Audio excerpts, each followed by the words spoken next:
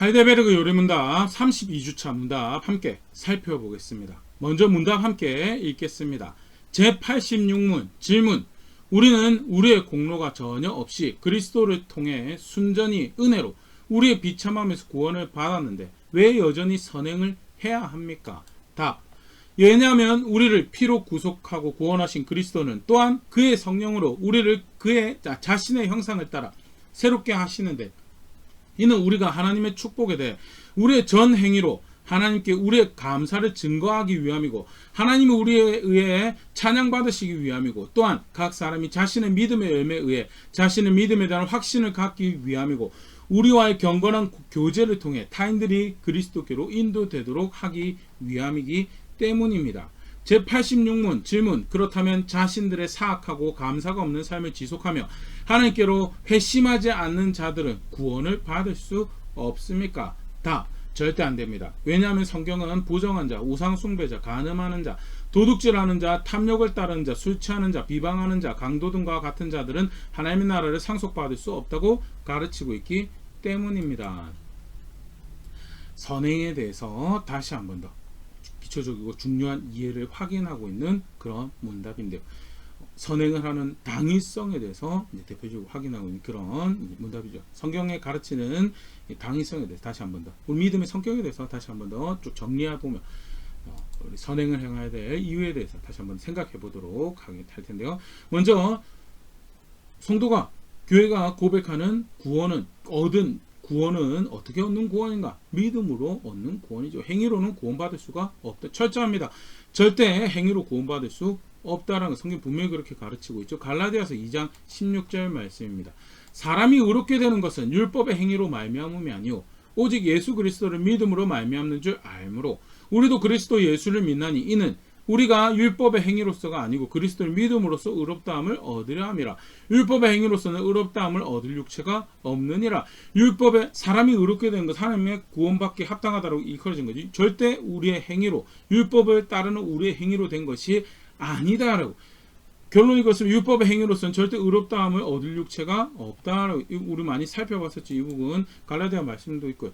항상 모든 것을 의롭게 해야지. 결국 판단하시는 하나님, 의롭다라는 여김 받을 수 있는데 실제로 어떤 육신이, 어떤 인생이 자신의 모든 행위에 항상 의를 행해서 하나님 앞에서 의롭다함을 인정받을 수 있는, 절대 그런 육신은, 그런 인생은 없다라는 것. 그렇기 때문에 우리가 믿음으로 의롭다 되는 것, 그 법 말고는 구원받는 방법이 없다라고. 오히려 믿음으로 구원받는 것 말고 다른 거를 더해 놓는 것, 특별히 행위로 뭔가를 선행을 해서 메리트를 만들고, 이거는 하나님이 부인할 수가 없죠. 내가 이만큼인데 하나님도 나를 외면할 수 없습니다라고 그렇게 주장하는, 내가 이만큼 공적을 쌓았고 이 정도 했으면 하나님께서 나를 인정할 수밖에 없을걸요 라고 하는 그런 자세를 가지는 거예요. 그거는 오히려 의로울 것이 없어서 대신하여 구속을 베풀 수밖에 없었던 예수님을 멸시하는 행위다. 갈라디아서 2장 21절. 내가 하나님의 은혜를 패하지 아니하노니 만일 의롭게 되는 것이 율법으로 말미암으면 그리스도께서 헛되이 죽으셨습니다. 의롭게 되는 것이 순종해서 인간의 수고로 되는 것이었으면 그리스도께서 헛되이 죽으셨다. 쉽게 말해서 믿음으로 의롭게 되는 거 말고 내 행위로 의롭게 된다라고 생각하고, 그래서 뭔가를 잘한 거 가지고 하나님 앞에서 내세울 게 있을 것처럼 생각하고, 반대로 뭔가를 행한 게 없으면 그렇게 기본적인 자세를 가지는 거예요. 그거는 오히려 사실 암암리에 그리스도를 자격이 없어서 죽을 수밖에 없었다라고 하시면서 내가 구원이다라고 하신 하나님 아들을 멸시하는 그런 행동이고 그런 선택이다. 절대 성경에서는 우리의 구원은 행위로 받는 것이 아니에요. 그러면 행위는 무엇을 의미하는가?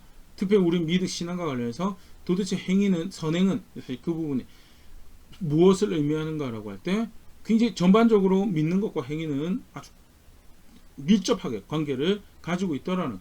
첫 번째, 우리가 신앙을 고백, 우리가 믿습니다라고 고백할 때 그 믿는다라는 고백은 무엇을, 어떤 의미를 담고 있는가? 회개라는 의미를 담고 있죠. 마태복음 1장 15절. 이르시되 때가 차고 하나님 나라가 가까이 왔으니 회개하고 복음을 믿으라 하시더라. 예수님께서 전해주셨던 하나님 나라 복음이고, 대표적인 내용이 뭐냐? 회개하는 거고 믿는 거고. 믿는다라고 할 때 회개가 없는 믿음은 존재하지 않죠. 회개라는 것은 뭐예요? 돌이켜졌다는, 돌이켜졌다. 내가 익숙하게 살아왔던 거에 대해서 내가 내가 내 만족이 된다라고 살아왔던 길에서 돌이켜져서 하나님께서 선하다고 하신, 하나님께서 거룩하셨다는 것, 그게 길입니다. 그게 생명입니다라고 고백하는 것이 그게 회개죠. 그래서 단순히 입술의 고백이 아니고 실제로 삶이 전환되는 것을 회개라고 하고요. 믿는다라고 할 때 대표적인 고백이 뭐냐? 그게 회개고요. 그렇다라고 한다면 교회가 고백하는 신앙에는요, 돌이켜진 삶의 모습이 있을 수밖에, 다르게 표현하면 선행이라는 것이 필수적으로 따를 수밖에 없다라는 것. 사도행전 2장 38절, 베드로가 이르되 너희가 회개하여 각각 예수 그리스도의 이름으로 침례를 받고 죄 사함을 받으라. 그리하면 성령의 선물을 받으리니. 베드로가 오순절날 성령께서 그에게 임하시고 변론하면서, 자신들의 사건에 대해 변론하면서 예수 그리스도의 복음에 대해서 전하죠.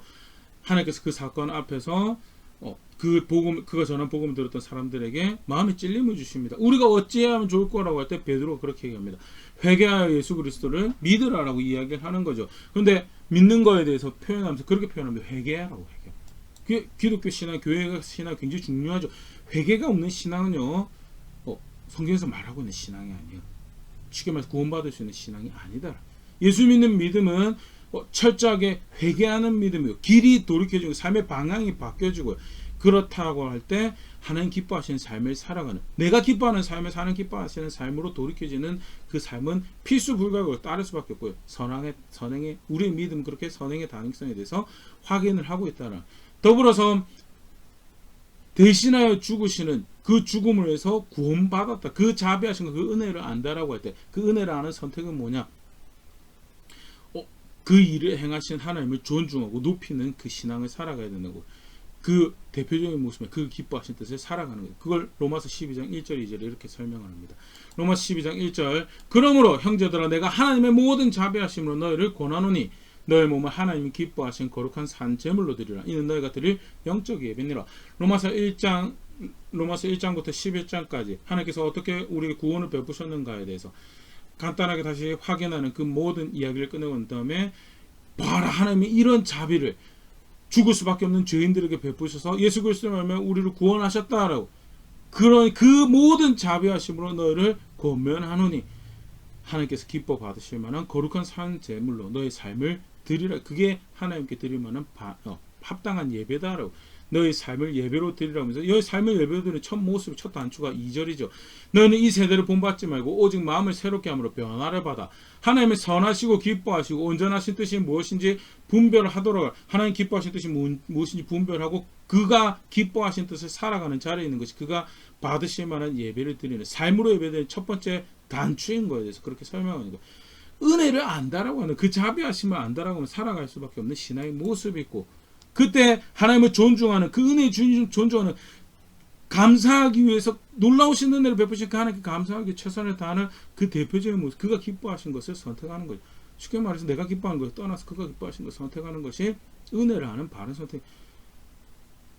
그게 구원이다라고 믿는 사람이라면, 믿는다라고 할 때 길이 바뀌는 회개가 있다라는 것이 첫 번째 우리 신앙에 대해 관련된 선행의 다양성을 본다면요, 은혜를 안다라고 할 때, 그래서 감사해야 될 일을 감사할 수밖에 없다라고 할 때, 존중받으셔야 될 하나님을 존중하는 그 모습에서, 내 만족에서 떠나서 그가 만족하신 것으로 오는 것이 그 감사한 은혜를 아는 모습이다.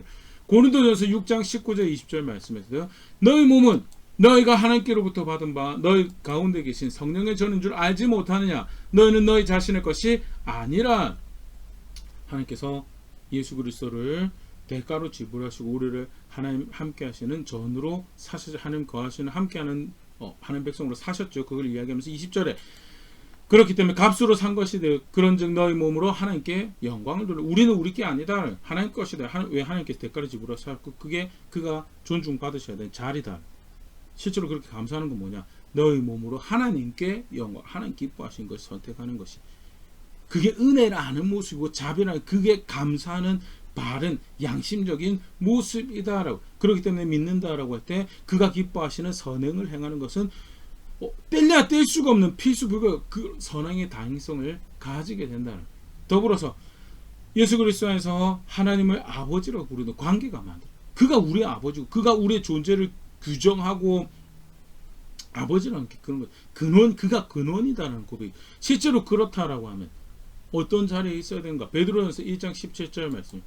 외모로 보시지 않고 각 사람의 행위대로 판단하시는 이를 너희가 아버지라 부른즉 너희가 나그네로 있을 때 두려움으로 지내라 라면서 진짜 거룩하신 하나님을 아버지라고 부른다라고 한다면 그 거룩하신 하나님이 자신의 근원인 것처럼 자신의 아버지인 것처럼 살아가는 것이 그게 맞다.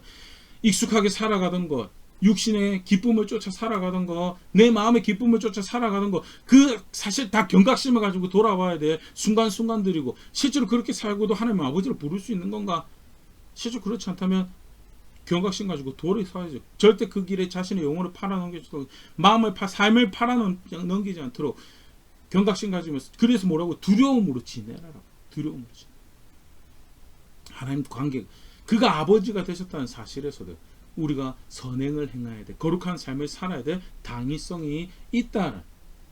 나아가서 성도라고 부름받은 자리가 뭐예요? 그 은혜를 증거하고 베푸신 은혜를 찬양하고 자랑하는 자리에 있어야 돼요.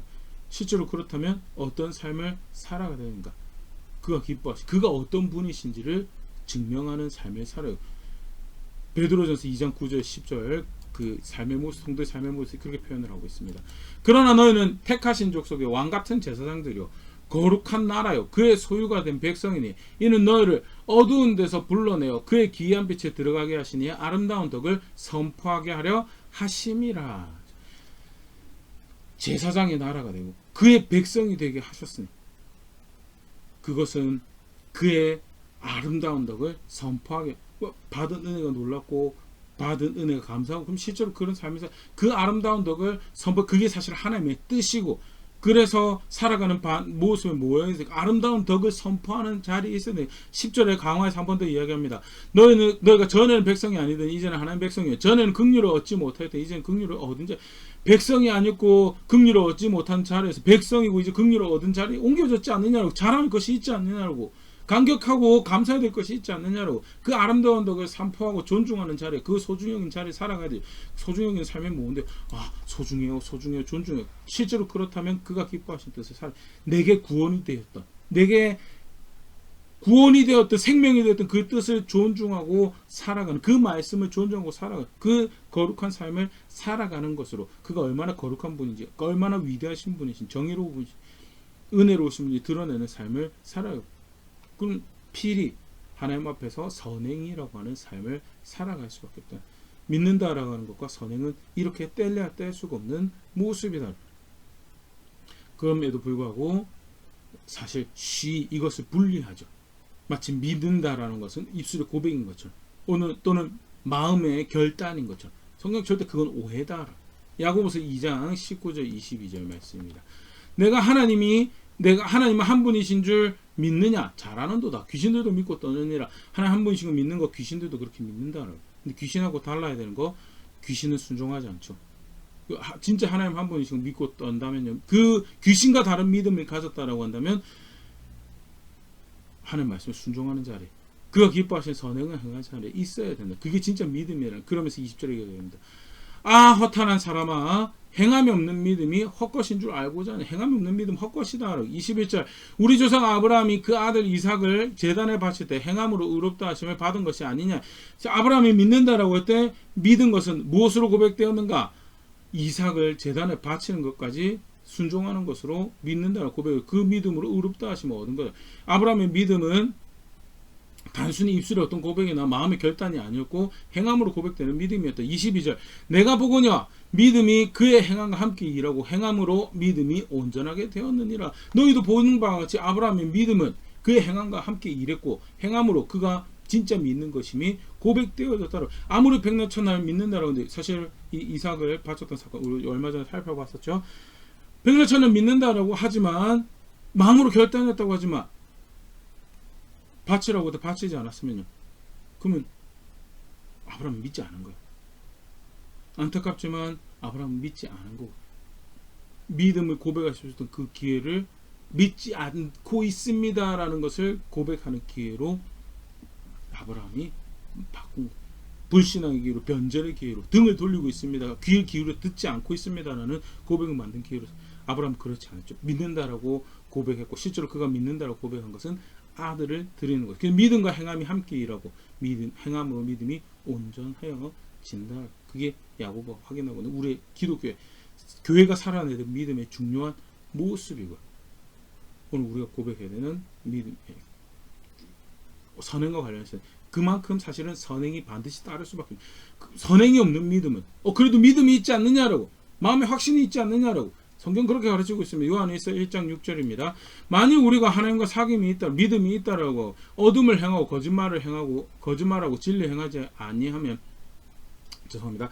만일 우리가 하나님과 사귐이 있다 하고 어둠을 행하면 거짓말을 하고 진리를 행하지 아니함이거니와, 믿는다라고 한다고 하면 다음에 죄를 짓는, 여기서 어둠 행하는 죄를 짓는 걸 이야기합니다. 그것은 거짓말이다.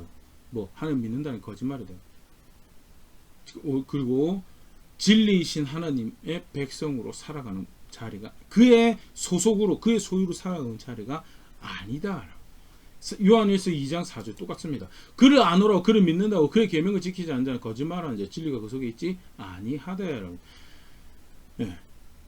예수 믿는다라고 한 다음에 순종하는 자리에 그의 말씀에 따라서 선을 행한 자리에 있지 아니하면 그거 믿는 게 아니다라고.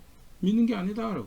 구원하신다는 진리도 그 속에 있는 것이 아니다. 아니 믿는데, 내가 마음으로 믿는데, 아니 그거 믿는 게 아니라 그 거짓말이라고. 성경에서 믿음을 어떻게 규정하고 있는지를 보면요, 말씀에 따라 선을 행하는 것은 성경 믿음에서, 우리가 익숙하게 살아가는 데서는 믿음과 선행, 행함이 분리가 많이 되죠. 믿는다고 하고 말로 하고도 행하지 않을 수도 있어요. 그 우리네 문화에서는 그래도 그게 믿음의 한 종류가 될 것처럼 그렇게 이야기를 해요. 실상은 진작에 따르면 그렇지 않죠. 우리도 말로 믿는다라고 한다면 신뢰하는 자리에, 그래서 가치를 부여하고 따르는 자리에, 함께하는 자리에 있어야지 그게 믿는다는 거예요. 성경도 마찬가지예요. 더더군다나 사람의 속마음까지도, 그 마음의 생각이 계획하는 것까지 다 들여다보고 아시는 분 앞에서 가짜로 믿는다고 믿는 척하는 거예요. 하나도 그를 주로 알고 존중하는 것이 없으면서 믿는다고 하는 거예요. 그거 거짓. 실제로 믿는다라고 한다면 반드시 뭐가 있어야 되냐, 행하는 것이, 진리를 따르는 행함이, 계명을, 그의 말씀에 따라 행하는 행함이 있는 것이, 그게 성경에서 가르치는 믿음이고, 그때 비로소 그 믿음이 뭐예요? 구원받는 믿음이다라고 한다는. 안타깝지만 교회 안에 그 믿음에 대한 오해가 있었죠. 그래서 고린도 교회 편지하면서, 갈라디아 교회 편지하면서, 에베소 교회 편지하면서 또 우리가 동일한 말씀들을 볼 수 있는데, 고린도 교회, 에베소 교회 보낸 편지에서 말씀 한번 보면요, 고린도전서 6장 9절 10절 말씀입니다. 불의한 자가 하나님 나라를 유업으로 받지 못할 줄 알지 못하느냐. 미혹을 받지 말라. 음행하는 자나 우상 숭배하는 자나 간음하는 자나 탐색하는 자나 남색하는 자나 도적이나 탐욕을 부리는 자나 술 취하는 자나 모욕하는 자나 속여 빼앗는 자들은 하나님의 나라를 유업으로 받지 못하리라. 불의를 행한 자는 하나님 나라를 유업을 받지 못한다. 하나님 뜻을 벗어나는 의로운 삶이 아닌, 하나님 말씀 존중하는, 진리를 존중하는 삶이 아니면 하나님 나라, 그건 예수 믿는 게 아니죠. 하나님 나라 유업으로 받지 못한다는 표현이 그 표현이죠. 바로 예수님 믿는데 유업 받지 못하는 모양이다. 그래도 예수님 믿는다고 하나님 나라 들어보내주면, 성경 그렇게 가르치고 있지 않습니다. 예수님 믿으면 반드시 거긴 유업이 있어요. 하나님 나라 유업이 있는데, 그런데 예수님 믿는다고 하는데 유업이 없다라고 하는 거는, 쉽게 말해서 예수님 믿는다고 해서 불법을 행한 것은 예수님 믿는 것이 아니다라고. 절대 속지 말라, 미혹하지 말라. 음란한 거, 간음하는 거, 우상 숭배하는 거, 속여 빼앗는 거, 탐욕 부리는 거, 인간사에서는 마음이 기쁨이 되면 어느 정도는 다 허용이 되는 일이라고 이야기해줘. 근데 아니, 예수님 그거 아니라고 했는데, 하나님 그거 아니라고 했는데, 불법이라고 했고, 그 의롭지 않는 거라고 했고, 공정하지 정의로운 정직한 것이 아니라고 했는데, 그 구역구역 해내요. 왜? 마음 기쁨이 돼. 그러면 거기 하나님, 그 예수님 믿는 게 아니다라고, 속지 말라고. 근데 안타깝지만 고린도 교회가 그렇게 생각하는 부분이 있어. 바울이 거기에 대해서 그 믿음이 아닙니다 라고 분명히 이야기를 하죠. 에베소 교회 같은 경우에도 에베소 5장 5절 7절, 너희도 정녕 이것을 알거니와 음행하는 자나 더러운 자나 탐하는 자 곧 우상 숭배자나 다 그리스도와 하나님 나라에서 기업을 얻지 못하리니, 동일한 이야기 보일 수 있고요. 6절, 누구든지 헛된 말로 너희를 속이지 못하게 하라. 이로 말미암아 하나님의 진노가 불순종의 아들들에게 임하나니. 그것은 진노를 사는 모습이다. 믿는다라고 하면서 음행하는 거, 하나님 기뻐하시지 않는 걸 선택하는 거, 그거 하나님 나라의 기업이 없는, 그리스도 안에서 하나님 나라에서 기업이 없는, 쉽게 말해서 그건 예수 믿는 게 아니다. 절대 속지 말라. 그건 진노를 사는 모습이지. 그러면 7절에 그렇게 얘기합니다. 절대 그들과 함께한 자가 되지 말라. 여기서 그들과 함께 신앙이 있다라고 하는데 다른 신앙을 이야기하는 거예요. 신앙이 있다라고 하는 거는요, 주님이 생기는 거예요. 그리고 그가 말씀한 주님이 있다, 그의 명령이 내 삶의 기준과 법이 되는 거예요. 그렇다고 하면 그 기준이 선과 악을 규정하는 기준이 법이 되어서 양심을 들여서 그것을 선 악과 판단하고 거기에 동의해서 때때로 그것이 삶을 힘들게 만들더라도 그것이 내가 살아가야 될 모습이 내가 부족하면 은혜를 베풀 그게 적어도 그런 식으로 쫓아가고 동의하고 살아가는 것이 그게 신앙이라는 거예요. 근데 그렇지 않은 거면 그게 여기서 지금 말하는 함께하지 말라. 예수 믿는다고 양심을 속여서 공정하지 않아요. 정직하지 않아요. 대가를 지불하지 않은 건데 자기 것처럼 속이고 자기 권리인 것처럼 이야기하고 빼앗고 정직하지 않죠. 정의하지 공정하지 않죠. 그러면 그게 뭐예요? 그게 불의를 행하고 불법을 행하고 에베소 간단한 모습이 에베소 교회에서 고린도 교회에서 갈라디아 교회 바울이 경계하는 그릇된 오늘 이야기로 다시 돌아가서 그래서 하나님 기뻐하신 기준이 무엇인지 분명하게 알고 숙지하고 그것에 대해 내 맞닥뜨린 상황과 사건에서 분별하여서 무엇이 하나님 뜻인지를 살아가는 것이 그렇게 선을 행하는 것이 신앙의 모습이고 그렇지 않은 거요. 오늘 우리가 문답에서 봤지만 그 신앙이 아닌 거예요.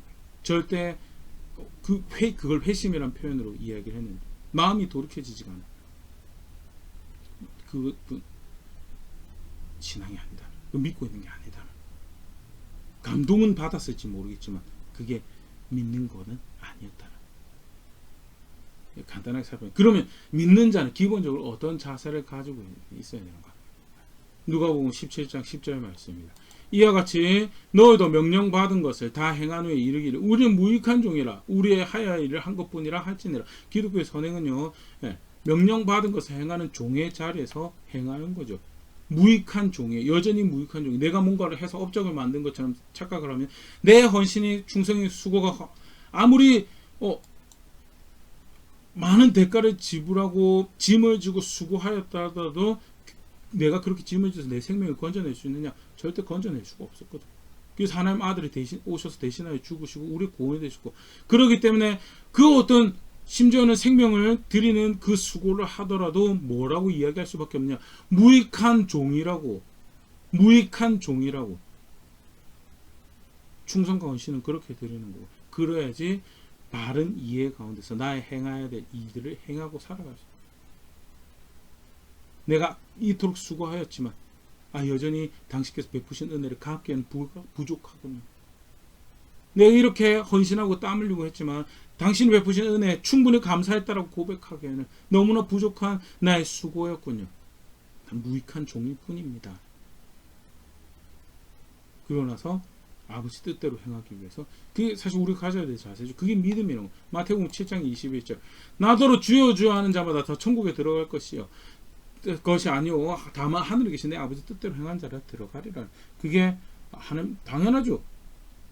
그 왕의 나라의 백성으로 살아간다는데 그 왕의 법을 하나도 존중하죠. 그 왕의 명령을 하나도 존중하지 않아요. 여담으로 그래서 신약 성경에도 믿음으로 구원받는 거다라고 가르치고 있는 신약 성경에도 순종하라는 메시지가 처음부터 끝까지 등장해요. 처음부터 끝까지. 좀 전에 읽었던 마태복음 7장 21절은 어떻게 보면 마태복음 신약 성경 초입이라고 이야기해요. 그 마태복음부터 계시록까지. 계시록이 어떻게 마무리되냐면 이 두루마리의 말씀을 자기 마음대로 더하면 저주가 더해질 거죠. 이 마음대로 빼면 생명체에서 그 이름이 빠질 거다. 절대 가감하지 말고 말씀하신 대로 걸음걸음 살아내는 것이 그게 진짜 그의 나라의 소속을 가지고 시민권을 가지고 내가 옮겨졌다라고 내가 예수 그리스도의 안에서 하나님 나라 백성이 되었다고 고백하는 백성들이 살아낸 신앙은 기독교의 선행은 그래서 그만큼 중요한 것이고 실제로 그 선행을 할 수 있도록 마음의 자세를 가지고 그렇게 돌이켜진 삶을 지식에까지 변화한 사람으로 살아가는 것이 기본적인 우리의 이해해야 된다. 그렇지 않고 계속 미혹되고 너무 미혹이 아니라 아예 가치를 부여하지 않는 그런 모습이 있다면 사실 오늘 우리가 살펴봤던 말씀에서 경각심을 나는 진짜 구원받는 믿음을 고백하고 있었던 것 같아요. 미혹이 아니라 아예 그냥 벗어나지를 못했어요. 세팅이 새로운 지식 예수 그리스도 구원이 그가 유일하신 구원이라고 하는데 여전히 그가 구원이 아니고 다른 거 따라갈 게 너무 많아요. 지금 내가 뭘 믿고 있는 건가에 대해서 정직하게 살펴봐야 될 부분. 간단하게 구원과 믿음과 선행에 대해서 다시 한번 살펴봤는데 나는 어떤 신앙을 고백하고 있었던가 정직하게 돌아볼 수 있으면 좋을 것 같고요. 계속 우리가 살펴보고 있지만요. 성경의 믿음은요. 구원받는 믿음은 규정하고 있습니다. 정확하게 정의를 내리고 이게 구원받는 믿음이다. 이게 내가 만들어가는 길이 절대 하늘 가는 길로 내가 만들어가지 않아요. 절대 하나님께서 규정하신 길을 예수 그리스도가 그랬고요. 그 그를 따르는 길을 살아가는 그 구원은 명확하게 규정이 되어 있다. 겸손하게 배워가는 자리에 있는 우리가 될 수 있으면 좋을 것 같아요. 더디 가더라도 한 걸음 정확하게 밟아내며 내가 구원이 어디 있는지 압니다. 내가 구원자가 누구인지 압니다라고 실제로 그렇게 고백하는 자리입니다. 제가 그렇게 성숙해져가는 교회가 될 수 있으면 좋을 것 같습니다.